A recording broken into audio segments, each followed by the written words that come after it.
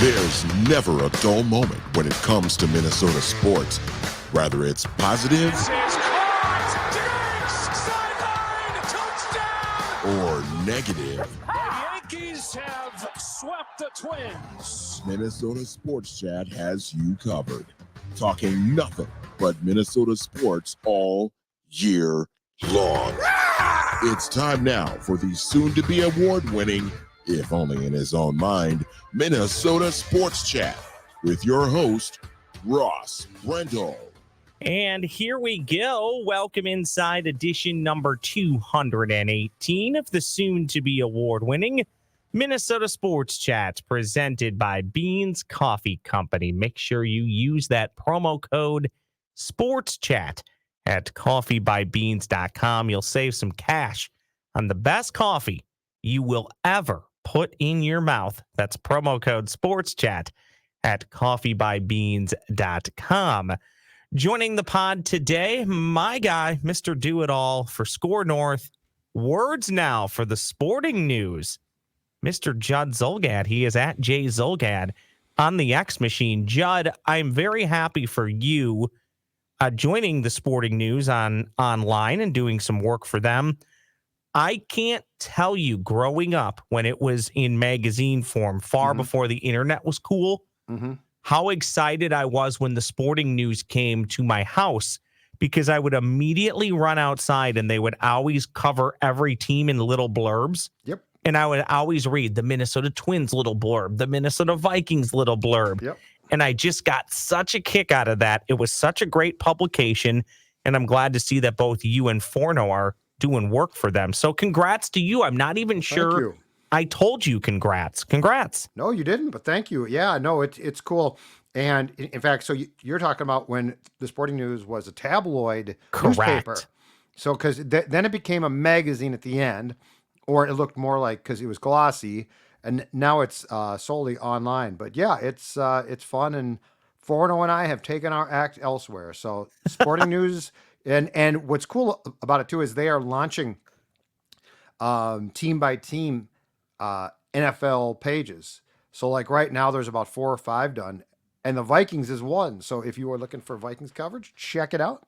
Sportingnews.com. Well, I'm glad it's one of the free, first. by the way. Love that. Love that. I should point that out. Free. And I'm glad it's one of the first, because the Vikings are a legacy franchise, and I've told you this before. Eventually, the NFL will rig a Super Bowl for the Minnesota Vikings. I just don't know if it's next year or if it's still 40, 50, 60, or 70 years away. Fair. But that's a great segue, Judd Zulgad. Let's start with the Minnesota Vikings. You have been to rookie minicamp. You've seen J.J. McCarthy in person. You've been to organized team activities, which of course included Justin Jefferson, fresh off of a brand spanking new big contract. So, Judd, your big takeaways from minicamp and OTAs. Can you draw any big conclusions so far? I don't know big conclusions, but you can certainly draw some conclusions about where things stand right now. And I think my biggest takeaway has been that Sam Darnold is going to be this team's starting quarterback week 1. O'Connell confirmed that Darnold's going to open training camp as the top QB, and I don't think McCarthy is going to unseat him. I don't even think they necessarily want him to. Doesn't mean they don't want him to have a good training camp. JJ has arm strength. It's impressive. He's got a cannon for an arm. I didn't realize his arm was that good. That being said, there's still a lot of mechanical things to tweak, which the Vikings are trying to do, and I think that there's a lot to learn.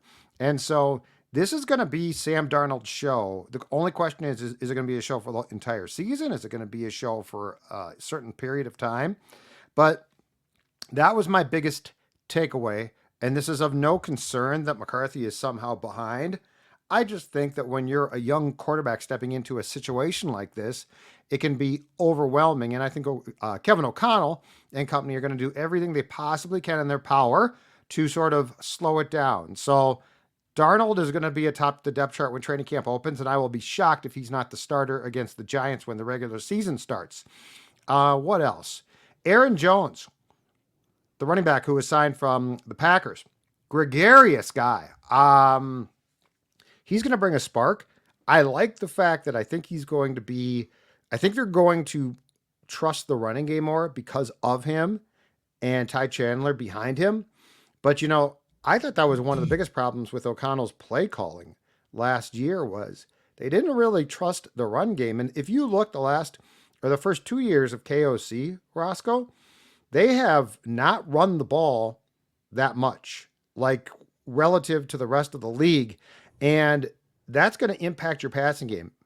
With Darnold and or possibly McCarthy, I think they're going to rely on the run game more because Kirk is gone. And I think there was a certain trust in Kirk because Kirk was older and had played. So offensively, I think that those are two of the most interesting things. I've got a feeling we are finally going to see more of the run game, the running backs incorporated into the pass game. I do think it's the one thing that's been neglected. And my final thought on defense is this. Danielle Hunter being gone hurts. There's no question about it. Like, he's a hell of a player. I'm not going to put him down one bit. This team, though, personnel-wise, is deeper defensively. They have more pass rushers, edge guys now. Dallas Turner, the first-round pick. Jonathan Grenard. Andrew Van Ginkel, the free agent from the Dolphins, I'm curious about. I think he's dealing with plantar fasciitis. So he didn't take part in the off-season camps, and I'm not going to be shocked if he doesn't participate in the beginning of training camp. He hurt that in the last Dolphins regular season game, and you don't mess with that because that's the type of thing that can impact your career. But I overall think this team is deeper defensively. So I don't know that there's necessarily the death knell that some folks think. I don't think they're going to win 12 games, but I also don't think they're going to win 4 games.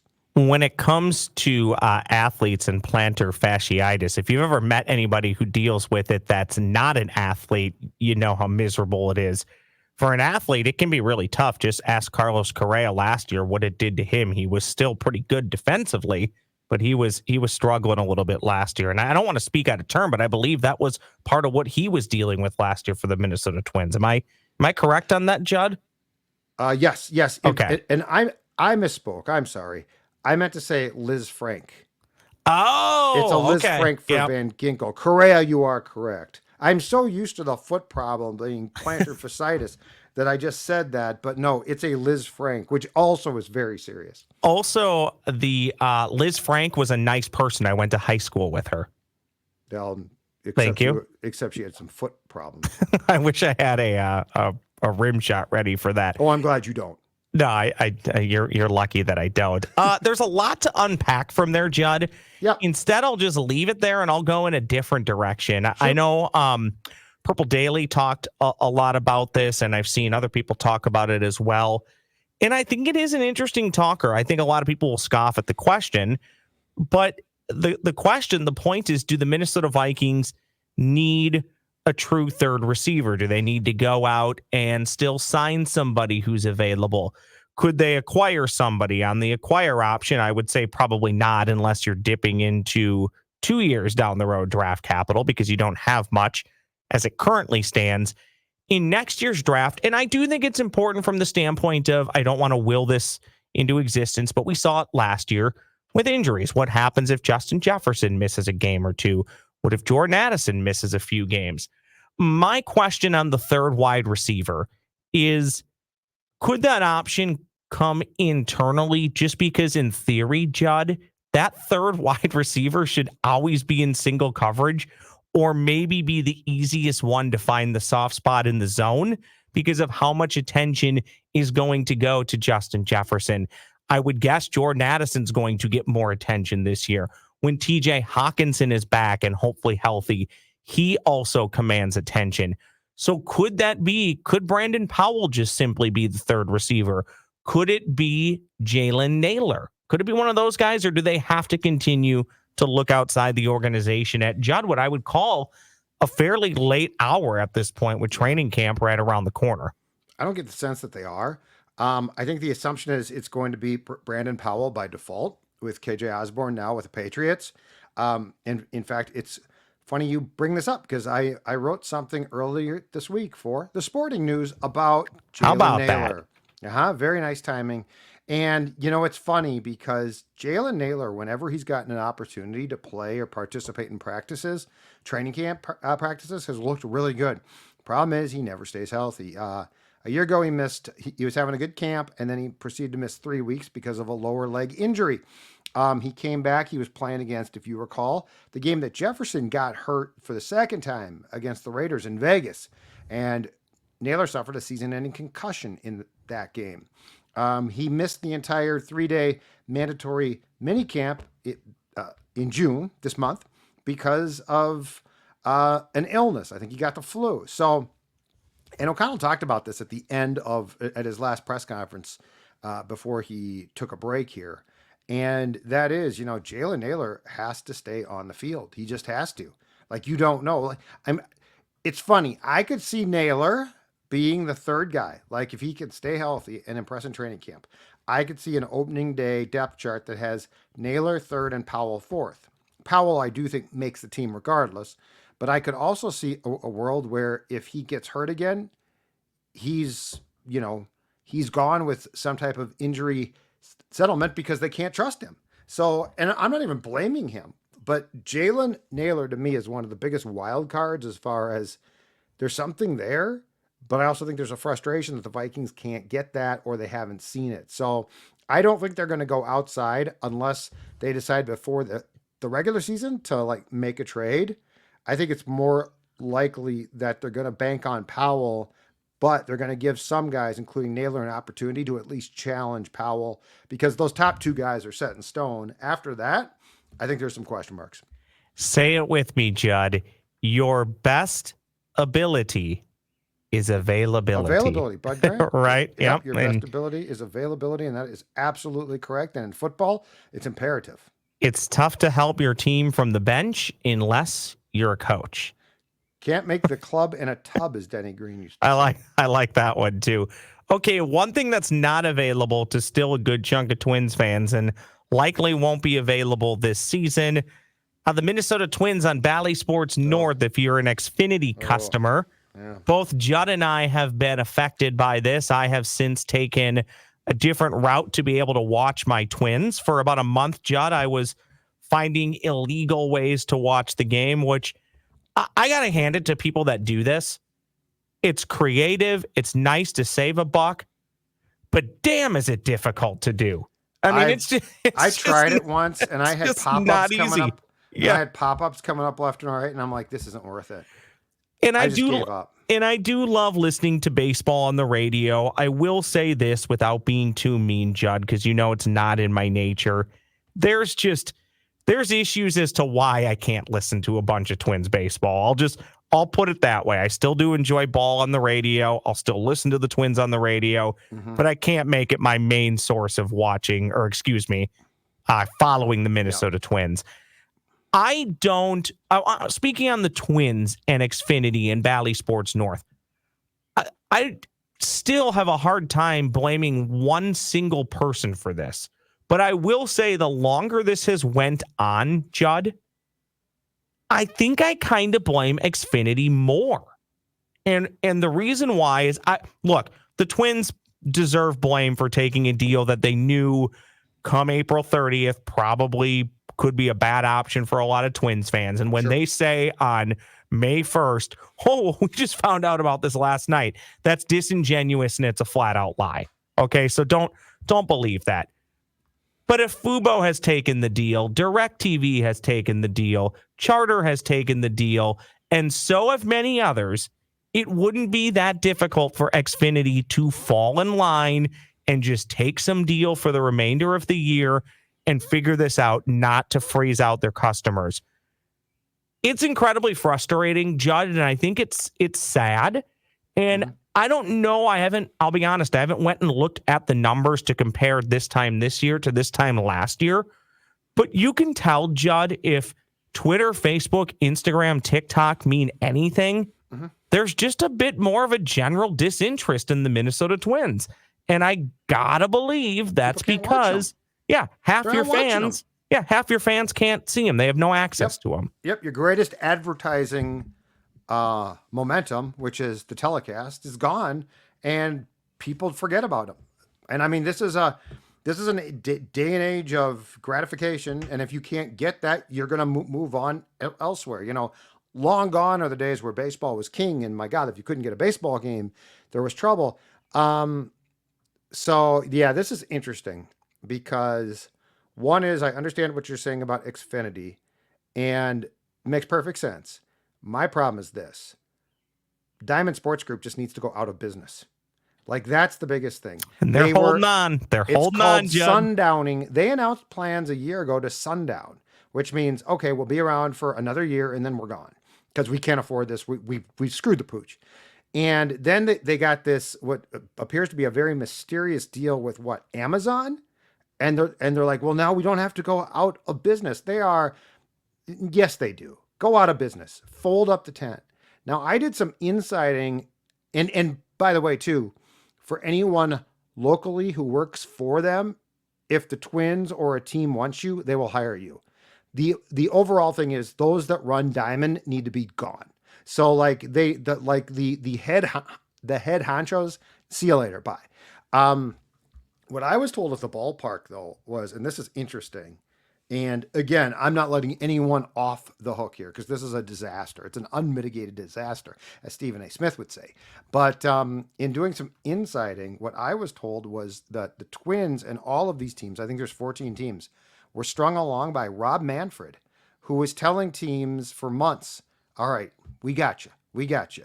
Come with us. We're going to have basically, and that's, if you recall, that's when Provis went on that conference call and it's like, everyone's going to have streaming capabilities. I would not have made this move unless everyone could watch the Twins. And Manfred was saying, okay, you know what? We're going to have streaming. We're going to help you out production, blah, blah, blah. Then supposedly at the 11th hour, he said, actually, we can't. Just take the deal that you can get. Now, I still have problems with that because here's my problem. So if I am a team and I'm well aware that your deal with Comcast, and in this market, Xfinity/Comcast is the biggest carrier that there is. I would have sat down with Diamond and said, oh, okay, here's the deal. If you don't have a deal as of May 1st, we are taking the rights, we're taking your production and we're going to stream it. And we're going to make the money off of it. And if you don't like that, that's fine. Then dissolve, go away. We don't care. Because here's what existed. And here's where, so the response is, well, what were they supposed to do though? It was too late. Over the air exists. We Correct. have some friends downstairs. I believe their slogan is 45. How many games could you have cleared right there? And yeah. I don't care if the Twins are on the hook financially. You think I give a damn? They already cut payroll, right? And look at what teams are doing now. They're clearing games for free, right? So what I would have told Bally's is if you don't have an agreement with Comcast by May 1st, you are going to produce games, we are going to take them, and we're going to air them. And you can screw off if you don't like that. At least butt heads with them. Nobody had the guts to do that. And they're still not. So a couple things. Yes, I think Dr. Chuck Ells and the Institute of Laughter would have taken a few Twins games. I think they would. Yeah, you think they might have showed a few Twins games? I think KSTP Channel 5 on the right weekend, depending on what's on their schedule that they're committed to. That might be tough, but I mean, but I think they would take them in certain scenarios, especially an on independent station with no affiliation. Yeah, why not? They would take a Twins game in a heartbeat, a weekend package. I mean, give us something, you imbeciles. Dolts. Give us something. Dolts. That's my word. Right? But I mean, give us a package of games. Like, keep yourself relevant. On Rob Manfred, this is if I was one of the, I think it's 13, maybe it is 14, Judd. It's not just the Twins, and that's what I try and tell myself. If I was one of those owners, this to me is a fireable offense for Rob Manfred, even if he's still making them money, because I would say right now, you are costing me money, and Rob Manfred, you work for me. You work for the owners. This is true. And you just sold half of us down the river without a plan for an entire year in a sport which I do not believe for 1 second is dying. But it has more challenges than it has ever had. And in the last couple of years, they've done some really good things to get people back to the ballpark, will fans back in, get them to enjoy the game again. Then you do this to people. I mean, it's a slap. It's a literal slap in the face. how was there at least in Xfinity towns, okay? Because I'm not saying all 14 of these teams might not be in Xfinity towns. So like it could be a charter town. Well, then it's, it's not ideal, but it's okay. But in Xfinity towns, how did you not come up with a fallback? That's my question. Like you knew for months that contract was coming to an end. And if you didn't, you should be fired. But I'm going to assume that you did, right? So how did you not have a fallback plan? That's my question. That's my big thing. And Diamond Sports Group is in no position to have any strength here. I mean, they're a complete joke. Yeah, 100%. I do get that. But when they can basically submit and prove that what we've offered Comcast or Xfinity is no different than what basically everybody else has accepted, that's where I get the bad taste for Xfinity. But you know what? It is what it is. We adapt, we move on. People's viewing habits are going to change. If the Twins think just because next year everybody has access to them that everybody's going to flock back, that's not going to happen. You're going to have a bunch of people that went basically an entire year without watching Twins baseball. And that's why if you're a team, you got to butt heads with them. I don't care that they're your television partner. They've screwed you at every turn. They never should have bought the thing. They're also not your television partner when, to your point, Judd, in this state, most people, unless you have DirecTV stream or charter or some other illegal or nefarious methods, you can't watch them. Okay, today's a hodgepodge of topics with Judd Zulgad. Judd, you had a very interesting tweet, and I wanted to talk to you about this because I remember, and I'll get to the tweet here in moments, I remember this day. I remember watching it. I remember knowing it was important, but only via the prism of being a 8-9-year-old kid and my family being glued to it and paying attention. And what I'm referencing is the OJ chase. And you had mentioned it changed media coverage of events forever. You actually retweeted somebody else's tweet, and you said this changed everything when it came to media coverage of events. A crazy night with a long-lasting impact. Okay, dumb question from somebody who is pushing 38 years old and remembers it, but not quite in the context that you remember it in.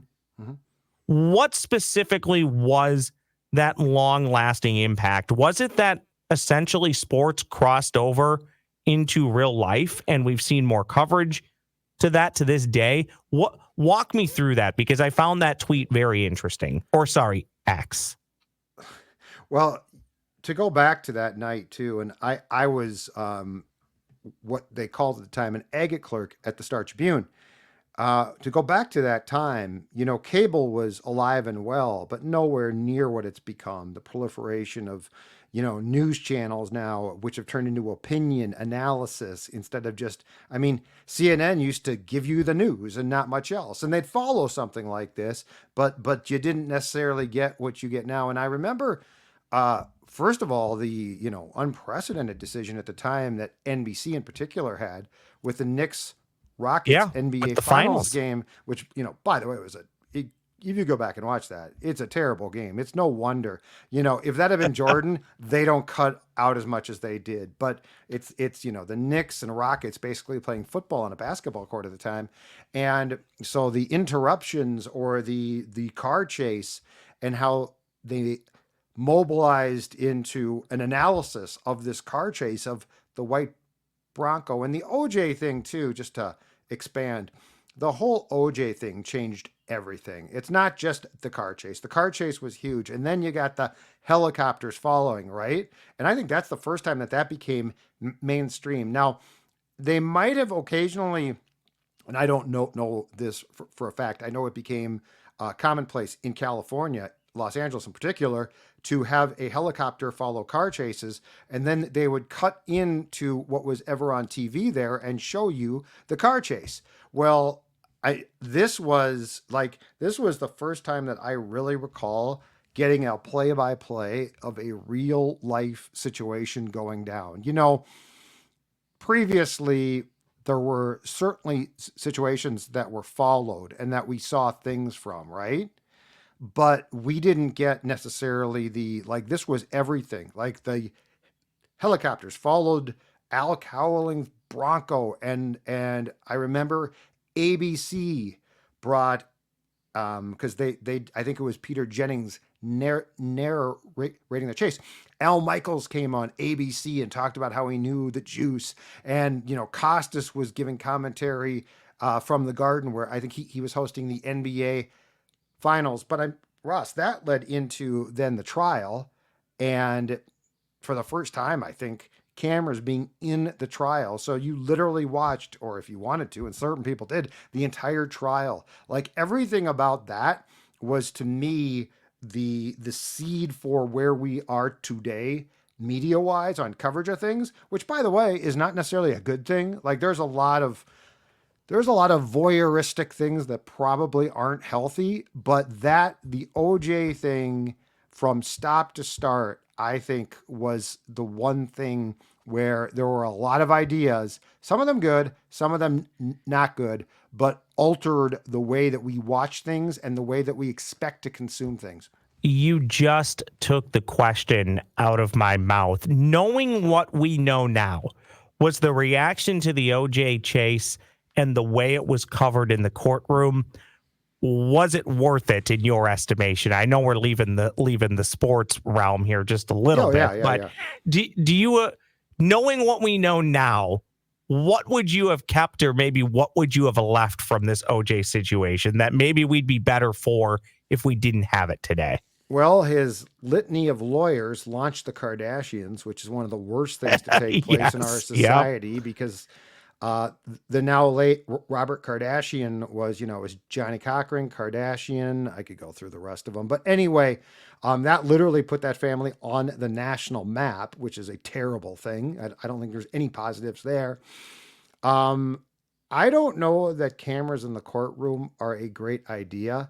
These people turned into celebrities for a murder trial. And again, the word that I would use is, it was really the first time, I think, that we became used to being voyeurs to things that we probably shouldn't always be. So there's a lot of things, and it's why I love sports, okay? Because I can get on your show or our shows at SKOR North, and I can spew off hot takes, right? And it's sports. At the end of the day, it might be slightly irresponsible. It might be right. It might be wrong, but it's sports. It's fun. I feel like the real world, which I don't think sports is. I think sports is a different world, which is why I like it. I feel like the real world. I feel like politics. I feel like things like murders. I feel like those have become almost secondary of, well, of course I can watch this entire thing. I'm going to tell you right now, without the OJ thing, I don't think that we have basically networks showing true crime stories 24/7. Yeah. I might be wrong, but I think it launched it.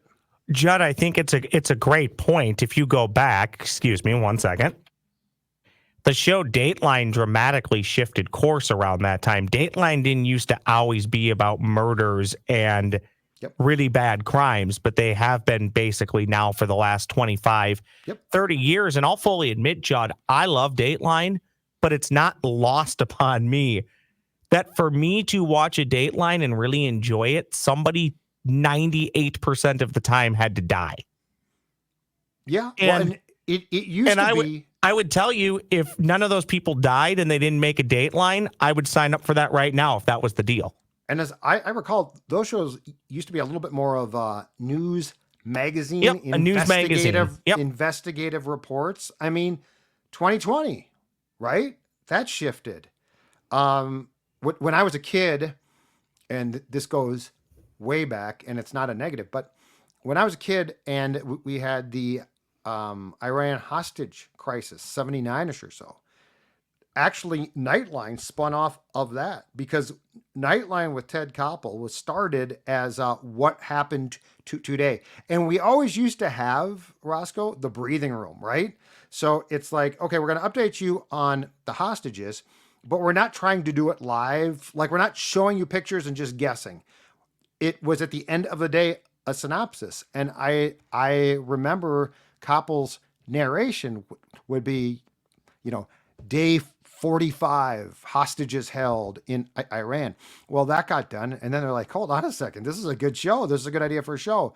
And it became Nightline, which, by the way, was absolutely fine. But then the OJ thing to me put us into hyperspeed. And the other thing, too, is it's not that we didn't always love celebrity and celebrity drama, but I think it's what sold the networks and cable television on. We can never do enough of this. High profile murders, anything high profile that involves names that you might know, OJ Simpson, became absolutely huge selling points and to this day remain that way. And it was reality TV before reality TV, which to your point, there's probably a direct line from OJ to a lot of reality TV shows. Okay, let's do this. Let me tell everybody about my friends at Beans Coffee Company who have been powering this podcast for over 2 years now. Judd has received some of the coffee. I know he enjoys it.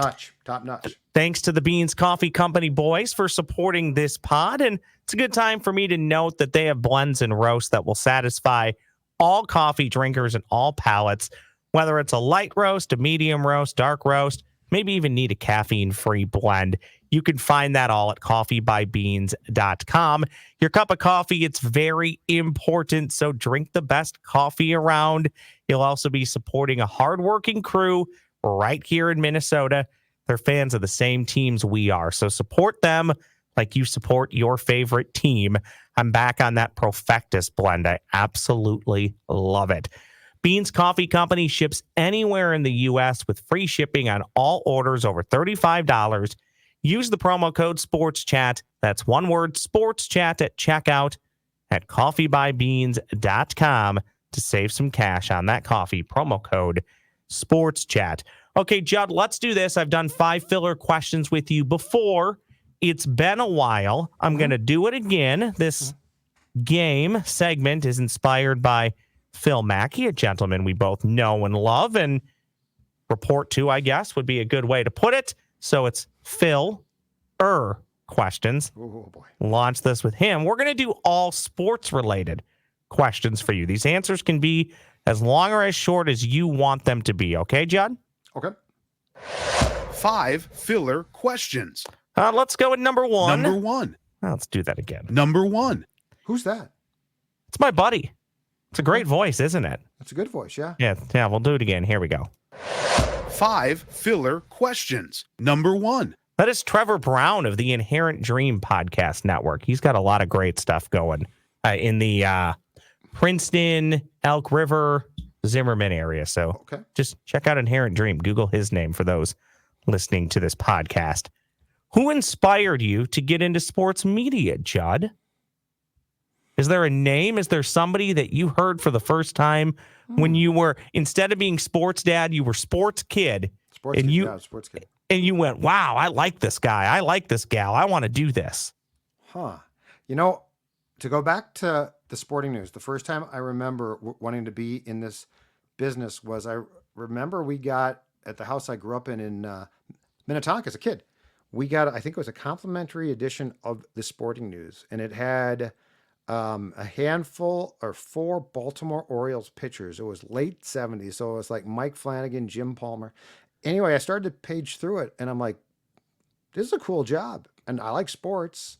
I don't think I love sports yet, but I liked sports, so that's the first time I remember. Now, like as I then started to consume sports and read, Joe Souchere at that time in the Tribune, sports columnist, and Royce, and heard their shows on obviously 1500.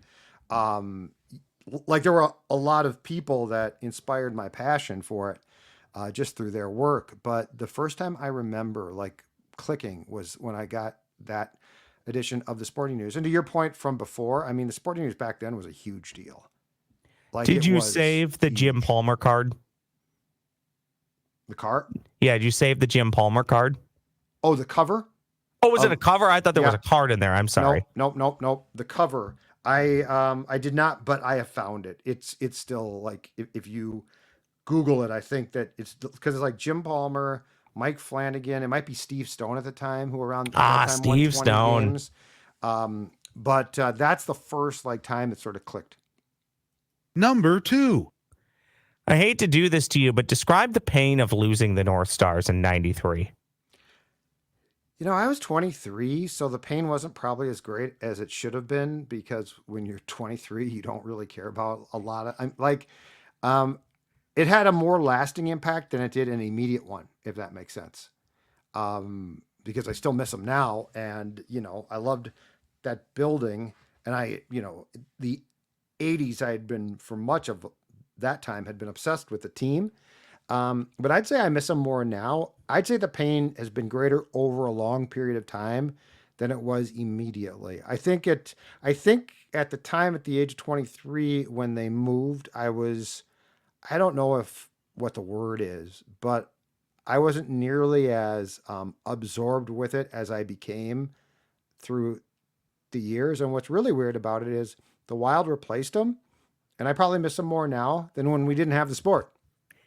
So I like what you said about maybe, I don't remember the words exactly, but the pain is probably worse now than back then, and maybe it just took more time to set in and realize, because I have always said, because of the North Stars leaving, Judd, if you do the math, there's about an 8 to 10 year gap of really diehard hockey fans in this state.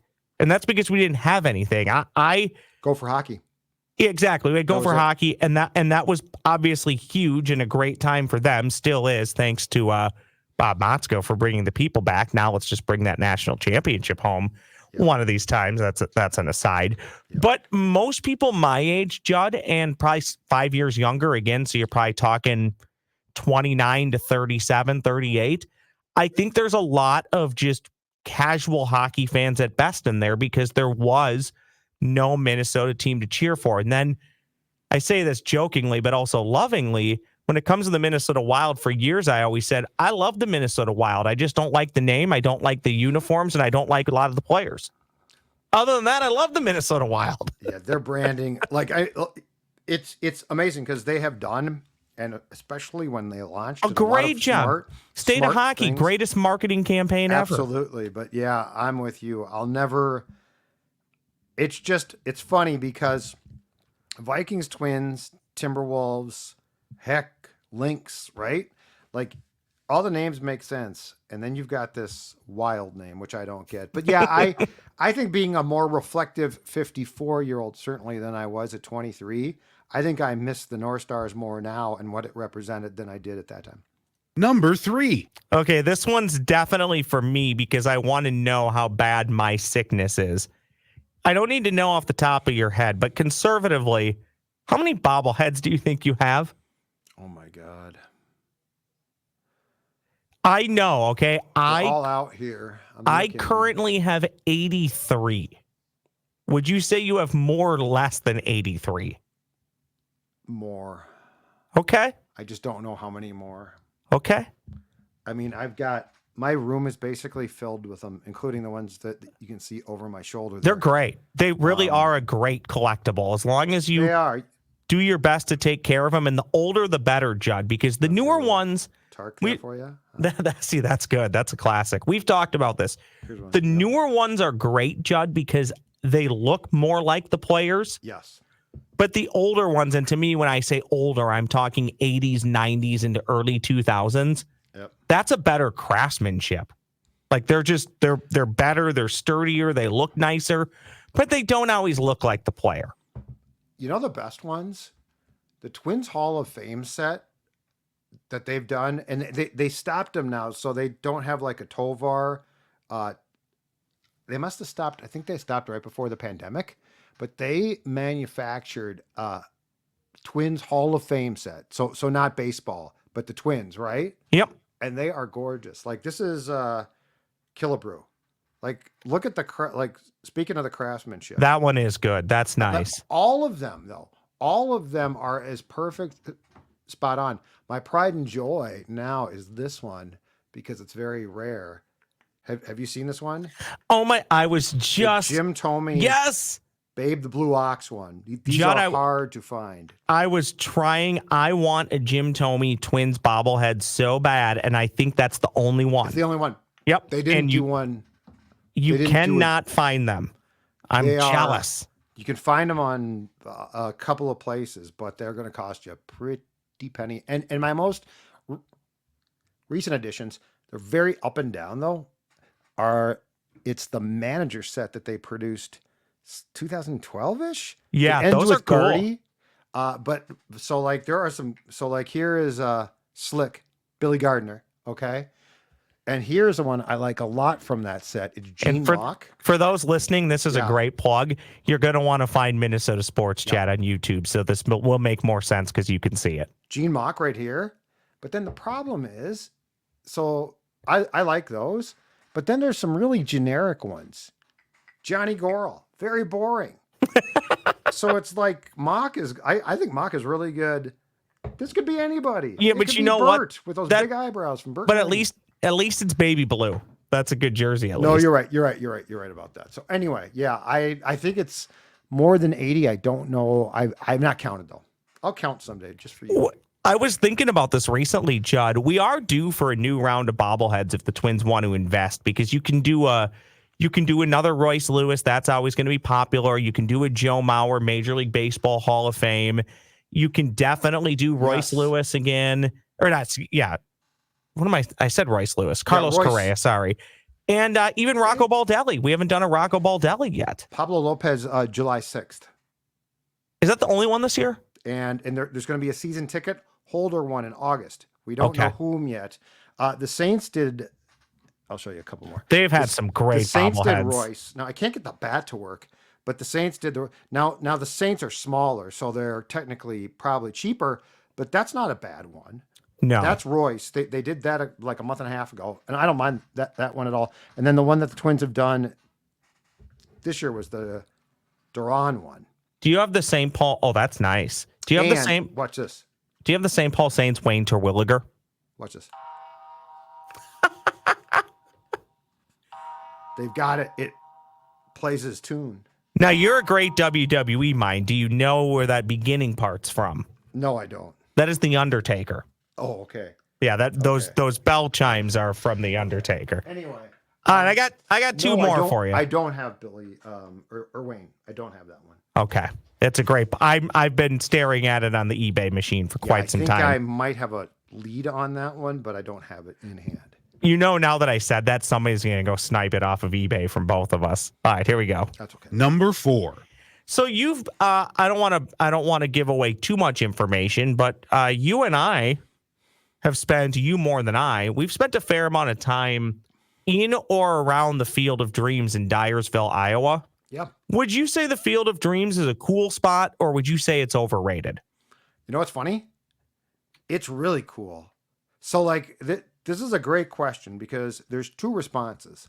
One is the actual field, awesome. The movie, overrated. Okay. But Okay. I Which love is the Field of Dreams. It's which a is- really cool spot. kind of funny because that place wouldn't really exist without the movie. I know. Yeah. I know. I've just never. First of all, I think just throwing a baseball on that field is very cool. it is. It is. But I found the movie to be, well, two things. One is around that time, Kevin Costner was in 2 baseball films, and it's not particularly close. Bull Durham is one of the great films, baseball films of all time. Field of Dreams got, and the cast was fantastic. I felt it got really sappy. The whole, hey, let's have a catch. And I know a bunch of men cry about that. And look, we've talked about our crying, right? It's a Wonderful Life brings me to absolute I'm bawling. But I just think the whole thing with Costner and that, I think Costner as a gruff has-been catcher in Bull Durham was much more believable than his character in the Field of Dreams. But the Field of Dreams itself and that complex is gorgeous, and they've done a great job. So I love that. I would submit to you Bull Durham a lot like Moneyball, not just a great baseball movie, a great life movie. Oh, Anybody can Yes. watch those movies and enjoy it. Okay, here's your final question, and we'll call it good for Minnesota Sports Chat edition number 218. Number 5. The best ballpark food is, you go to the ballpark, you're not covering it, you're at Target Field. What does Judd need? You know, okay, ballpark food. Beer's not a or meal. Yeah. Beer's not a meal. Well, question for you, just for clarification. Ballpark food or target field offering? Oh, so I would just say ballpark food. Just if you go somewhere, for me, it's always going to be a brat. It's very basic, but I love a brat at a ball game. Yeah, I'm going to give you one in between, okay? Because yes, a brat is great. A brat at a ball game is perfect. Downstairs, the Tonio Cuban sandwich. That's it's so good. But it can't be the upstairs one because I've done that and they're sort of cold and they taste like a hockey puck. The downstairs one where they're hot and set to go are delicious. But yes, like a Kramarchuk sausage, it's staple, can't go wrong. Yeah, it's good stuff.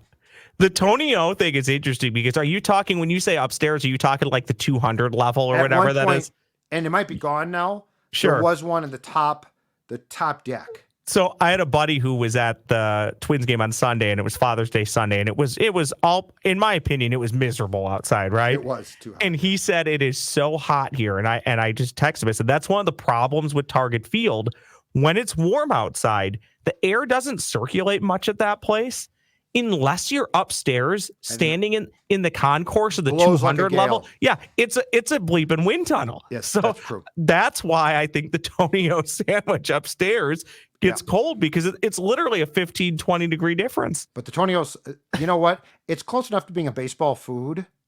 Because, I mean, there's some great food offerings that you don't think of as traditional baseball foods that I would say that would be my special choice. But yes, the brat is fantastic. Well, and it's from Tonio, who is a baseballer, so it's going to be a baseball God bless food. him. He's still there a bunch. He's doing great. Looks great. That's awesome. Well, you see him on those Blaze Credit Union commercials all the time, too. Although maybe you don't because they air a lot during Twins baseball. Saw him. Shout out Dan Stoles. Judd, you're the best. I appreciate it. No worries. It's been fun. That's Mr. Judd Zulgad from SKOR North. You can find him literally everywhere. Purple Daily, Judd's Hockey Show. Oh, Tommy Kramer. 2-minute Tommy. Touchdown Tommy. Not to be confused with his own one, which is much smaller. Those are nice, though. I'm going to have to talk to you about where you're acquiring. I have a dearth of Minnesota Vikings bobbleheads. I'm going to need more of those. Judd Zulgad is at J Zulgad on the X machine, of course, SKORNorth.com. Anywhere you get podcasts is where you'll find him. Just search SKOR North. Please make sure you rate and review this podcast kindly. Make sure if you're watching on YouTube, like, subscribe. You know the drill. Tell your friends all about Minnesota Sports Chat and support my friends at Beans Coffee Company.